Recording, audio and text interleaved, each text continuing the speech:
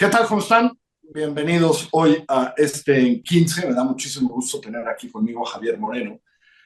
Tuve además el honor la semana pasada de platicar de este libro en la librería Sandor Maray con Javier. Javier no solo es un buen amigo, es un gran periodista de hace mucho tiempo. Y ha escrito un libro que yo creo que es fundamental en estos tiempos ahora leer. Se llama ¿Quién manda aquí? Ah, que me parece que es una pregunta perfecta.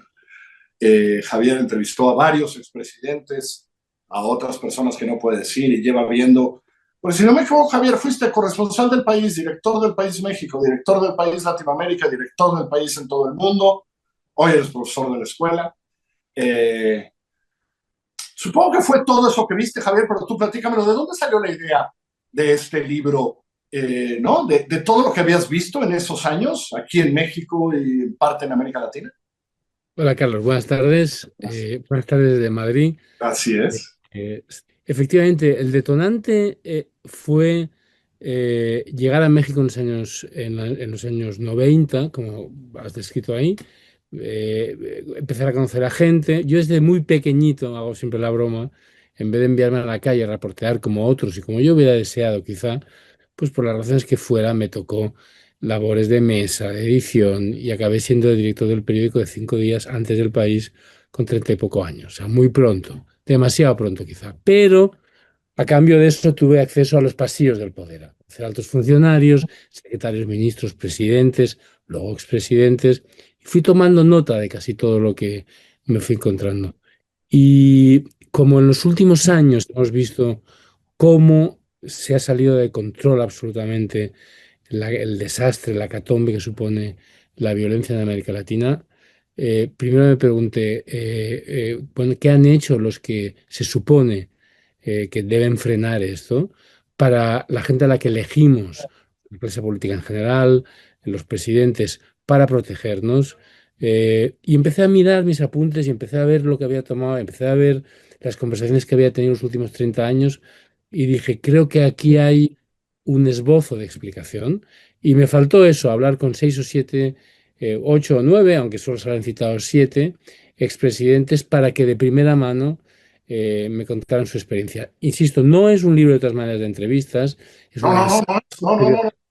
Pero están esas voces con Están, esa pregunta, ¿no? eso es, porque yo tenía una intuición, tenía una tesis que demostrar que era que todos ellos, de derechas, de izquierdas, medio pensionistas, de un color político, de otro, todos, ahora la verdad, en ese tema en concreto, han fracasado. Por tanto, había una impotencia ahí que me interesaba explorar. Empecemos con esa primera institución en donde eso es interesante, porque todos tus expresidentes entrevistados y todos los países que medianamente ves, haya habido dictadura militar o no haya habido dictadura militar, seamos un país donde el ejército pareciera siempre estar aquí, uno donde es tan complicada la relación como Colombia, digamos que la primera institución donde los presidentes siempre encuentran un problema para tratar con ellos es el ejército, de Sí, cualquiera de esos países, ¿no? sí, A veces sí, más grave, a veces menos grave, pero ahí sí, hay una institución que pareciera siempre es, espérame, ¿no? ¿Cómo correcto. vamos a hacer esto, no? Correcto. A veces de forma más visible, a veces de forma más solapada. Obviamente, por ejemplo, no es lo mismo Brasil, que durante el siglo XX estuvo entrando y saliendo permanentemente de dictadores militares, que México, donde formalmente no la hubo. Brasil, Colombia, digamos, donde combatieron un Colombia. conflicto armado, ¿no? Fue una especie de guerra civil, pero bueno, en fin, contra la guerrilla más potente de América Latina, que llegó a dominar una cantidad extraordinaria de territorio colombiano, por tanto el ejército era una pieza clave.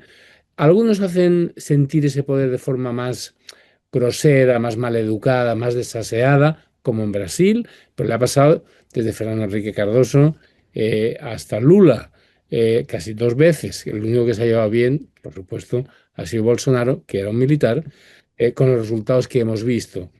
Otros lo hacen de forma más sutil, aparentemente, como el mexicano, pero en todas partes son una institución potente con un cambio. En el siglo XXI ya no defienden, excepto quizá Brasil, que es más complicado, ya no defienden, digamos, opciones políticas digamos, son el último instrumento en poder de las oligarquías cuando el país amenaza con, en fin, con salirse Ajá. del río, ¿no? Pero aún así son una institución muy corporativa, que no les gusta ser fiscalizado por el poder civil, no les gusta que los presidentes civiles decidan sobre la jerarquía, los ascensos, cómo se reparten los presupuestos, en qué partidas se invierte más o menos. No les gusta, como no les gustaría al sindicato de conductores de tranvías, si eso existiera, y estuvieran acostumbrados durante 12 años, perdón, durante 2 siglos, a que nadie los controlara. Y además tuvieran armas. Lo de las armas es una cosa muy complicada en todas partes. Y el poder, los ejércitos de América Latina no están acostumbrados ni les gusta ser sometidos al poder civil como en el resto del mundo democrático. O sea, el comandante en jefe de las Fuerzas Armadas en México y en otras partes es el presidente o la presidenta de la República. Y no puede haber espacios en los que los civiles, los parlamentarios, Congreso, Senado, comités y por Se supuesto metan ahí. entren. La otra, no le quiero llamar institución, pero institución donde que te hace preguntar quién manda aquí, es el crimen organizado. Y en México y en tus entrevistas con los expresidentes mexicanos y en lo que tú has visto y en todo lo que no ves ahí, tienes una vieja entrevista ahí con García Luna, que más allá de donde está hoy te decía, no, no, el salario de todos los policías de México lo complementa el crimen organizado, pero que lo que descubres y describes muy bien en el libro es cómo es absolutamente estructural y viene de hace mucho tiempo. Y eso le complica la vida a los presidentes que llegan a todos, ¿no? Y les impide tener claro qué hacer y cómo hacerlo, ¿no?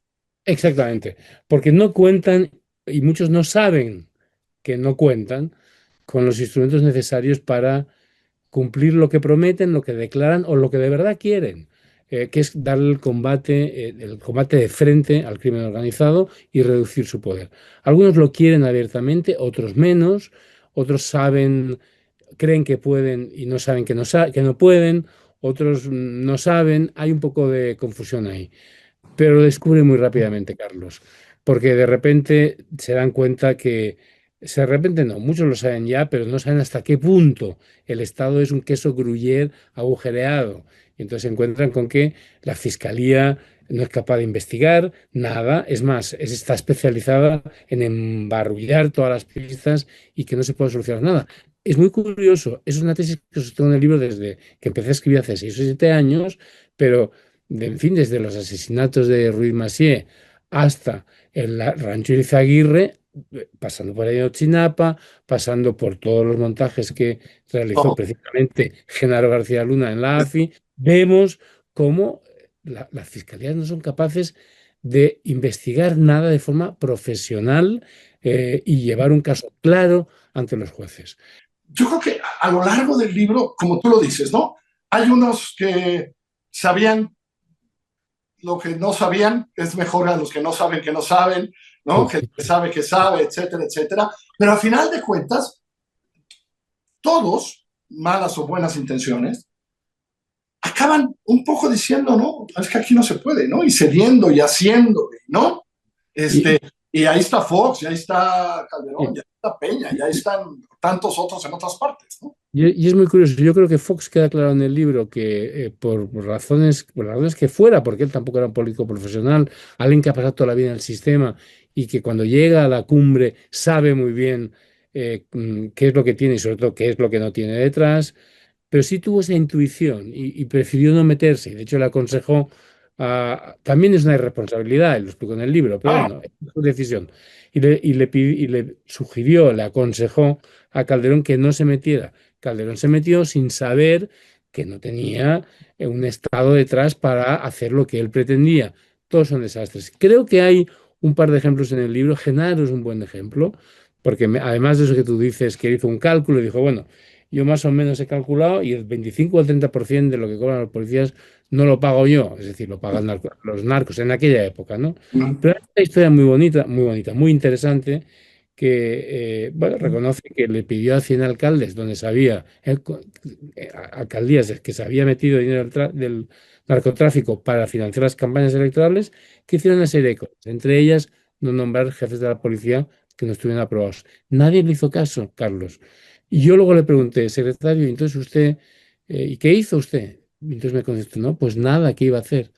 Esa es la mejor expresión de la impotencia del Estado. Saben lo que está pasando, pero saben que no pueden hacer mucho o no pueden hacer todo lo que deberían. Porque esta falta de estructura viene desde hace tantos años, está como está, que ya les es muy difícil cambiarla, ¿no?